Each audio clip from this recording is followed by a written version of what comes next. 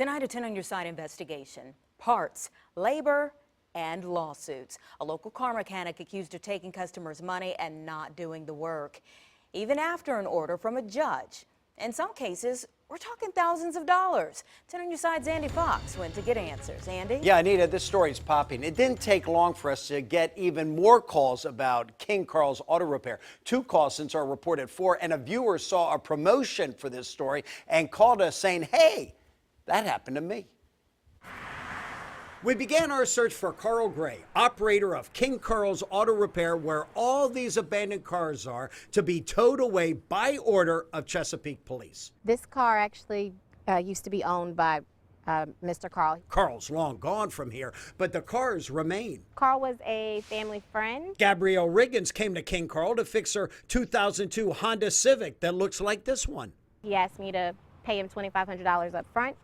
A year later, I had no car. I was out of my money and was chasing him down, having to take him to court. Riggins took King Carl to court. He showed up, and in the end, the judge ruled for Riggins $2,500 and told Carl, you took the car, you agreed to fix it, you took her money, so obviously whatever you charged her was what you told her you would fix the car for. Give her her money back, give her her car. He told the judge he'd pay me in a week. A week came, months came, another year came. Nothing. I took him to $2,600 and he never did another thing. King Carl's other family friend, Brenda Betts, took him a 1978 antique Mercedes-Benz convertible that looks like this one. Brenda went to court with proof of what she paid, $3,400. He talked to the judge himself and the judge could see right through him, and he ordered, gave me a judgment. And Betts remembers exactly what the judge told King Carl. You owe her this money and her car. And what'd he say? And he didn't say a thing. But Betts got nothing but $250 from a junk dealer for parts. And Riggins and Betts are not alone. These are just some of King Carl's customers and over $100,000 of judgments against King Carl. He moved and I couldn't find him. So I basically just gave up.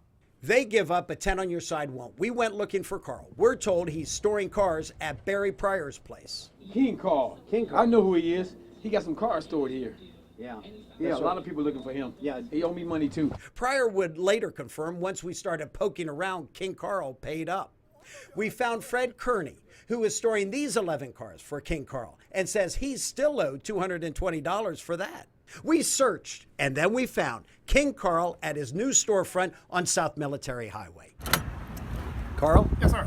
Andy Fox. Come on in. Can I talk to you? Come on in. We asked about all the times he's been in court. You're going to have people that are dissatisfied no matter where you go. There's always going to be people that are not absolutely satisfied.